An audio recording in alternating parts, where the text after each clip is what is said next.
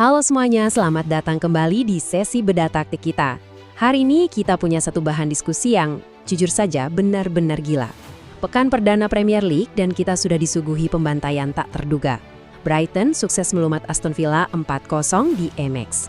Nah, di sesi kali ini kita akan kupas tuntas sebetulnya apa sih yang bikin taktik Villa hancur lebur di lapangan hijau kemarin.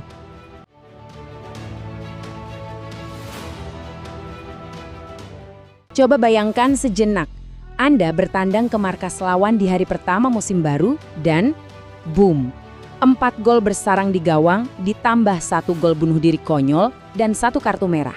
Semuanya terjadi cuma dalam 45 menit pertama. Ini bukan sekedar kalah main, ini ibarat mimpi buruk di siang bolong buat skuad Unai Emery bahkan sebelum peluit turun minum ditiup.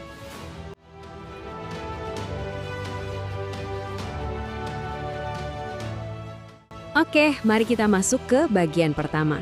Badai gol 30 menit. Jadi begini proses runtuhnya pertahanan Villa. Menit ke-8, petaka dimulai. Kiper Marco Bizot terpancing maju gara-gara back pass yang kurang matang. Maxime de Kuyper menyambar bola, kena tiang, malah disapu masuk oleh Victor Lindelof, jadi gol bunuh diri. 10 menit kemudian, pertahanan Villa dibelah dengan satu umpan lambung cantik. Jorginho Rutter lepas dari kawalan, kirim umpan tarik, dan de Kuyper tinggal tap in. Masuk menit 30, Jack Hinshelwood luput dari pantauan dengan bebas menyundul bola rebound dari Diego Gomez, dan yang paling bikin geleng-geleng kepala, cuma 79 detik setelahnya. Hinshelwood nyuri bola dari kaki Joe Gomez dan dengan dingin menaklukkan Bizot untuk gol keempat. Sistem pertahanan Villa benar-benar lenyap tak berbekas. Lanjut ke bagian kedua, bedah taktiknya. Sebagai orang yang suka ngulik taktik, kita pasti bertanya-tanya, kok bisa tim racikan Emery sebobrok ini? Jawabannya ada di angka 2,96 ini. Angka apa ini? Ini adalah expected goals atau XG milik Brighton khusus dari skema open play. Dan ingat, ini cuma di babak pertama. Untuk ngasih gambaran ke kalian, ini adalah rekor XG dari open play tertinggi di 45 menit pembuka Liga Inggris sejak musim 2021-2022. Bukti konkret betapa ganasnya daya ledak tim asuhan Fabian Hurzelot.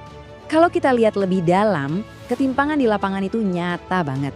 Skuad Villa lagi bolong besar. Mereka baru saja ditinggal nama-nama krusial macam Tielemans, Konsa, Digne, dan Rodgers. Parahnya lagi, nggak ada Oli Watkins di depan. Emery sampai harus maksa Emiliano Buendia main jadi striker dadakan. Nah, ketidakharmonisan ini dimakan habis-habisan oleh Brighton. The Seagulls nerapin high pressing yang benar-benar mencekik, pergerakan serang mereka super cair, dan penyelesaian akhir di kotak penalti, wow, sangat klinis. Nggak ada ampun. Sekarang kita masuk ke bagian ketiga, titik balik yang fatal. Kalau fans Villa sempat berharap ada comeback di babak kedua, harapan itu resmi mati gara-gara urutan kejadian ini. Debut yang hancur lebur buat Joe Gomez.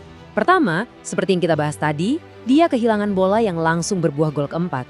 Kedua, saking frustrasinya, emosi dia meledak di menit ke-40. Ketiga, setelah dilanggar, dia malah ngasih tendangan balasan ke Jorginho Rutter, tindakan konyol yang sama sekali nggak perlu. Dan keempat, intervensi VAR memastikan dia kena kartu merah langsung. Efek dominonya, kartu merah ini tidak cuma ngerusak debutnya, tapi secara harfiah menghancurkan sisa-sisa struktur taktik Emery yang sedari awal memang sudah goyah. Mari kita lihat bagian keempat, statistik pasca laga. Biar kita paham seberapa parah kerusakan yang terjadi, kita harus lihat konteks sejarahnya. Data ini benar-benar kelam buat Villa. 1. Mereka jadi tim ketiga dalam sejarah Premier League yang tertinggal 4 gol saat turun minum di pekan perdana. 2. Lebih parah lagi, mereka adalah tim kedua sepanjang sejarah Liga yang kebobolan 4 gol, kena kartu merah, plus nyetak gol bunuh diri. Semuanya di babak pertama. 3. Soal Joao Gomez, dia mencatatkan diri sebagai pemain Villa kedua yang langsung diusir keluar di laga debutnya.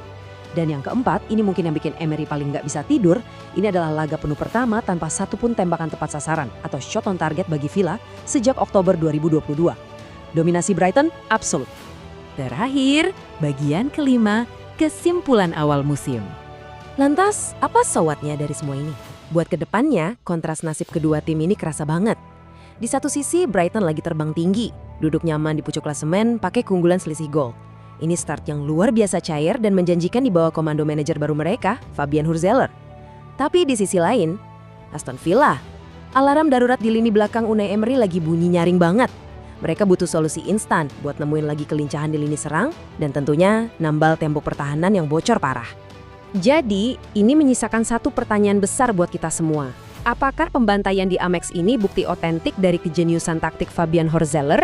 Atau jangan-jangan ini murni sinyal bahaya stadium akhir buat skuad Unai Emery yang lagi keropos-kerotosnya? Coba kalian pikirkan, ini baru pekan pertama, dan sepak bola itu selalu punya kejutan. Terima kasih sudah ikut nongkrong di sesi bedah taktik kali ini. Tetap kritis, perhatikan terus detail lapangannya, dan mari kita nikmati terus keindahan taktik sepak bola. Sampai jumpa!